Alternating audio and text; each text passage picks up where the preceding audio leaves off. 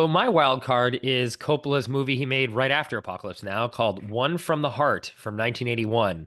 The plot summary: a couple has a fight after living together for 5 years in Las Vegas. They go out and celebrate the 4th of July, each with a new partner. Breakup? Question mark. That's weird. That's a weird summary. They could have phrased that a little bit. It almost sounds like a mistranslation of something else, but that's what's on IMDb. This is co-written and directed by Coppola, starring Frederick Forrest, Terry Garr, and Raul Julia. So this is a movie that I'd always heard of, just in passing, of like, oh, terrible flop, horrible film. It did actually bankrupt Coppola. Like I'll get into this in a bit in terms of all the chips he put on the table for this movie. But it was very hard to find. It was not a movie that was streaming anywhere. You couldn't rent it anywhere. It was also a movie that was not on DVD, I don't believe, in the United States. You had to get like foreign imports. So it was hard to find. So I never really bothered to track it down until last year when I did my full rewatch of all of his 20 plus movies. I was able to find a copy of it online. And I was just kind of, I don't want to say blown away by this, but I really liked the movie when I first saw it during that rewatch. And actually, subsequently, it's been restored in 4K. It's now played in theaters, and a new cut that Coppola had called One from the Heart Reprise that played in theaters. Actually saw in theaters this year. I've actually seen this movie 3 times this year already, not including the podcast. So I keep going back to it Uh, because there's something about it. And every time I see it, I like it even more and more. And I just have to say that something about the simplicity of the story. It's just the typical, like the plot summary said. A couple who sort of kind of in the dumps with their romance, and they go try other people, and then they realize that they were meant for each other and what real love is. And even though there might be problems with the person you're with, you still want to kind of sort through them. It's a simple story that has been told a dozen times in various media, but the way that it's told, the dreamlike structure of the film, the fact that it was shot entirely on a soundstage where they recreated like streets in Las Vegas in a studio just because Coppola wanted control over everything instead of shooting on location, just gives this a very, I don't know, interesting quality that feels like kind of a 1930s musical, but also feels not realistic, but realistic. And I don't know, there's something about the vibe, I guess is the right way to put it, about this movie that just, I don't know, feels magical and unique. And I just, every time I see it, I like it more. So this is a wild card for him because of what he tried to do, and it failed, and it bankrupted him, and it took him 10 years to kind of climb out of this the financial hole this put him in.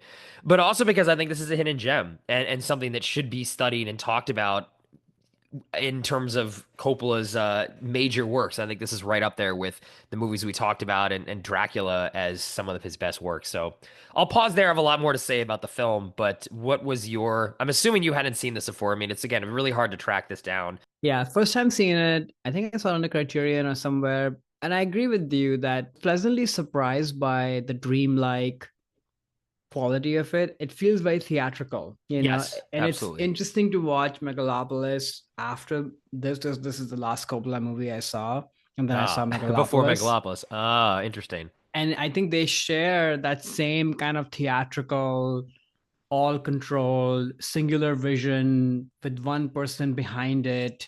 I think there's a lot to admire about it, but less to love about it. I think like you do get lost in the construction of it and the theatrical element of it, but I could also just never get past the artificiality of it, Mm. whether it's, and I don't even mean the actual sets and the control nature. Actually, that's actually quite beautiful and striking.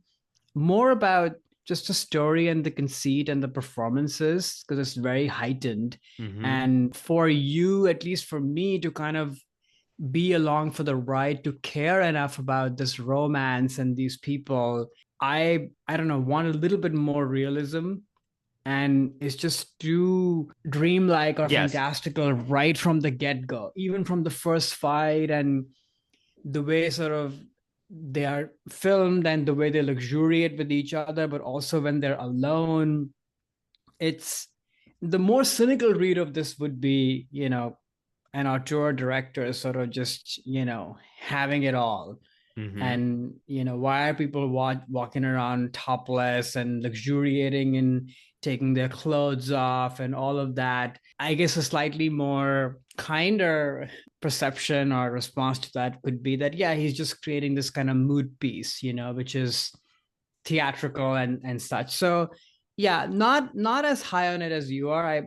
I am intrigued though to watch it again to maybe appreciate that. But yeah, this is my favorite kind of movie, right? Like human story about relationships. But I think there's something about the artificiality and the conceit of at least the way the actors are portrayed that just kept me at a distance. The rest of it, though, the how the city looks and how the characters vibe with the rest of the place, like that was actually very interesting and engaging. And I kind of wanted to be there. And so as an experiment, once again, putting a theatrical play on film, I think it's successful. And once again, I give him props for like innovation, like I don't think I've seen many movies like this. Although I'm curious to hear if you thought about this. I kept thinking of one of the movies I brought to the podcast maybe last year, Umbrellas of Cherbourg, Hmm. which is very heightened. Everything is said in a musical way. It is a love story, and there's something about that movie that I don't know worked on me much much better. Even though it's theatrical and musically and heightened, you kind of get lost in those performances and those people, and there's a lot of heartache that you feel for Catherine Deneuve and what she's going through versus these people.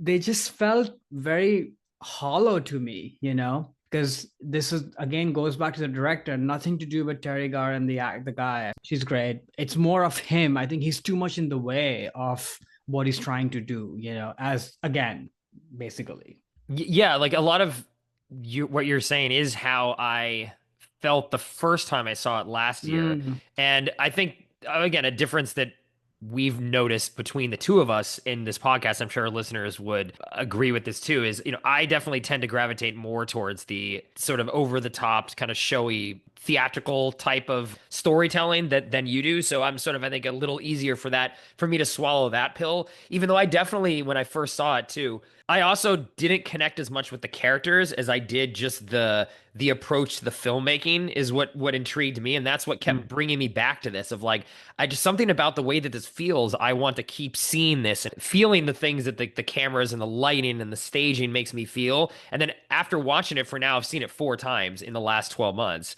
Now I start feeling for the characters. And maybe this is just mm. because I've seen it so many times, or I mean, which I'm not saying this is a good thing about the movie. I think the fault is that between I think the performances and I don't really buy at least when I first saw it, really buy their relationship, and I don't really want to root for it. And then like, what's the point then if you don't want to root for the relationship that It's is too trying to be saved? artificial. Right, right. Now all that stuff works on me because I've just seen it, I think, enough times that I do kind of gravitate towards these characters. But I definitely agree the theatrics of this, and I think this is why it was so panned and a gigantic financial disaster at the time was because of that. It was just too much of all the style and no substance. And I just love style, so I'm willing to forgive less substance with style. And then as I kind of keep coming back to this because of the style, then I start finding more in the substance. And just because I'm sure very few people have seen this, when we mean style, again, the whole thing is shot on a soundstage, made it look like though it's Las Vegas, like they've recreated the streets and these houses.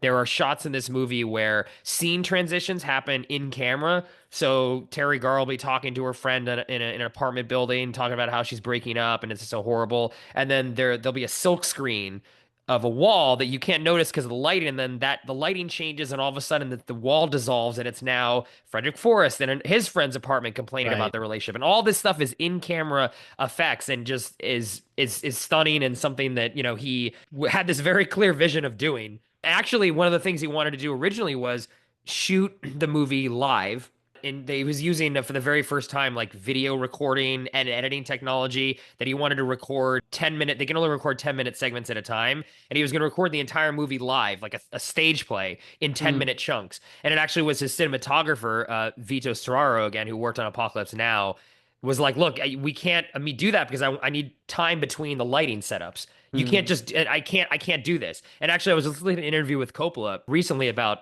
Megalopolis, and he's like, doing a lot of looking back on his life. And he says, I only have two regrets in my life. And one of them is not firing Storaro when he told me that.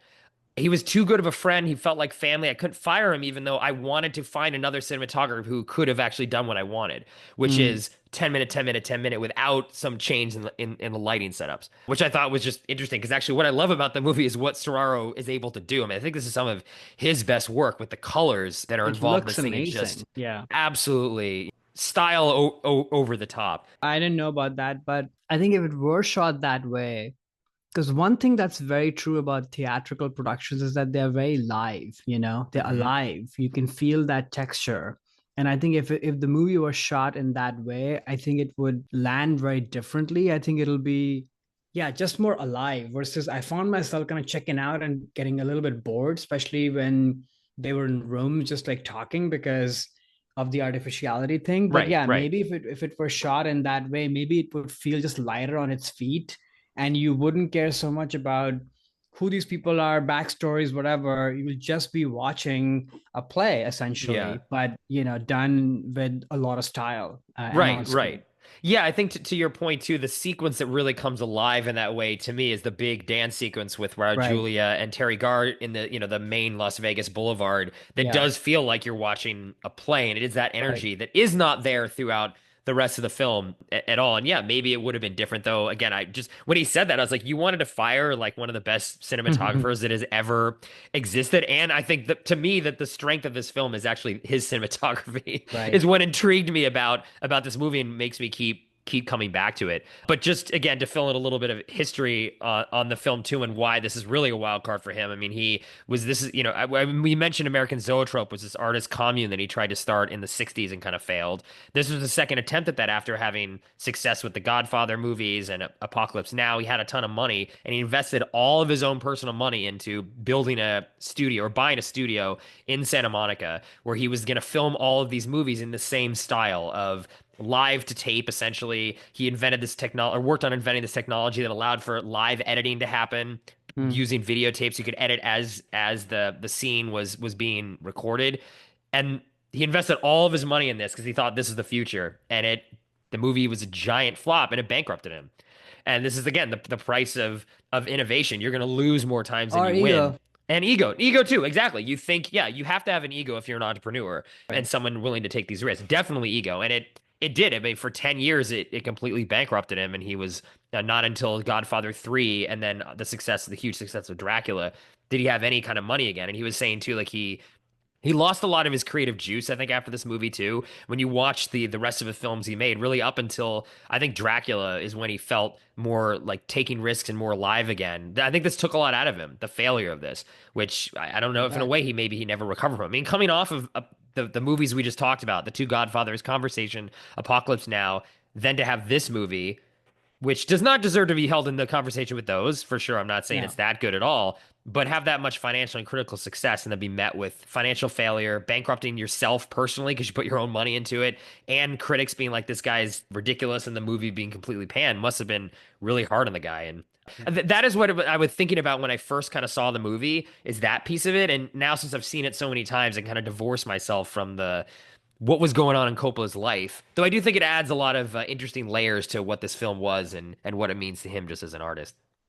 Yeah, you can feel the effort, and to the movie's success or not, Hmm. because that's maybe another reason why it doesn't all come together. Because for a thing like this, it has to feel light and effortless, kind of how good theatrical productions are, but you Yeah. feel the effort of somebody mounting all of this, literally creating all this and putting a lot on the line. And you feel that. And you don't want to feel that when you're watching any work of art, in my Right. opinion, Hmm.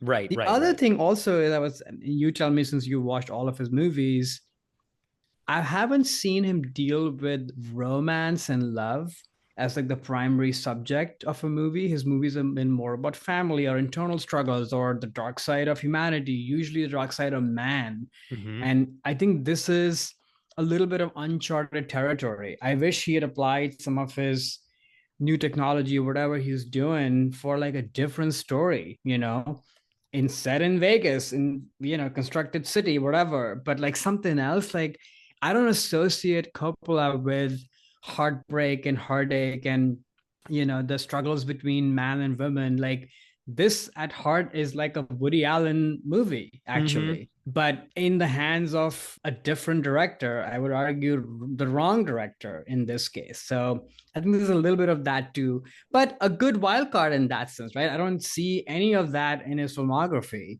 Like even in Megalopolis, like you were saying, it's the love that doesn't Doesn't really work. come through. That's true in most of his movies actually. And he's famously not really made that many great sort of female characters in his movies. Right. Yeah, I think the only Yeah. other movie that's really about love in the same kind of way is Dracula. But Yeah, beyond that, you're right. Like he's never really touched on this. And I think, as he said, coming out of Apocalypse Now, which is maybe he wanted he that. wanted something. Yeah, the original conceit of this movie was a very small, low budget love story, which then ballooned into, I mean, the budget was supposed to be, I think, $5 million dollars and ended up being 35 just because of all these things. Oh, I can apply all this technology. And again, I think the ego, like you said, Yeah. coming after Apocalypse Now, where the whole thing was a disaster and then it was a giant success. He's Yeah. like, then he can kind of walk into something that feels like a disaster, thinking, oh, it'll be fine on the other side. This will work because my last one, worked, even though my actor was having a heart attack and we're stuck in the jungle for 3 years. Like I can do this again. And I mean, again, I think artistically he did pull off something that is very special and unique and groundbreaking in many ways. But, obviously it's not at all close to the level of the films we just talked about. So the gamble doesn't pay off, but I think that's what makes him so exciting as a filmmaker to me is he'll take those gambles. He easily could have done Godfather 3 at that point or just rested on his laurels and, just got into other businesses like his wine and hotel businesses. Like he could have just coasted on Apocalypse Now, but instead he just bet the farm. And sometimes you lose the farm when you bet the farm. But Yeah. I think that's cool. That's what makes him, in my mind, like more of a real artist because he's putting the art first than a lot of other of these filmmakers in Hollywood that try to be a little more safe or are in it for the money. I mean, at this point, he clearly wasn't, which is you could say dumb. Like, why would you ever put your own money into your own film? I mean, hell, even at the Megalopolis, he invested even more money than in this one. He bet the farm again at this point, right? He sold most of his wineries and his hotels and $100 million of his own money put into this. But I don't know. I kind of respect that in the same way we talked about in the Kevin Costner episode, how he's doing the same thing with his Horizon movies. Obviously, not to the same extent of his own financial investment as Coppola's doing, but I don't know. There's something about that I think is cool. Even if the movie doesn't work, respect is what I have to give to these Yeah. artists that are putting it on the line. But I I, respect that too, except that I think it's the ego part that bothers me because so hmm much of this is driven by that. And yeah, there is a veneer, or I shouldn't say veneer, but there's like a layer, genuine, of art hmm and maybe even innovation pushing the medium. But I think the bulk of the cake sitting underneath that frosting is of ego. Yeah, And true. Yeah. that's what bothers me, and that's why the product is not good because if it's coming from that place, so I've done this before, I know how this goes, I know what the world is going to look like or what the best city is going to be. So let me sort of layer it all out on you. If only there was just a little bit more of hubris or humility or subtlety in these works, they would actually go much further for the sake of art and also for him. But these are two sides of the same coin, right? Like maybe Exactly. you need that to kind of push yourself, and maybe the one can't exist without the other. I think it can, but clearly not in this case, and Yeah. that's why he's fascinating, always will be. And I say this, what am I? This is somebody who made the four greatest movies Right. ever, and the two especially. So how do you come off of that? How do you keep making movies, and what do you put on the line? What does your brain tell you? hmm We would never know, because there are a handful of people who've tasted that level of greatness and that level of turmoil while creating that level of greatness. So of course it's going to alter you forever, and the choices Absolutely. you make and what you put on the line and how much ego you have. So maybe it's all earned. Maybe we are all lucky for it to kind of see this happen in front of our eyes. That's true. And in a way, another respect that'll give to him is that he kept going. Yeah.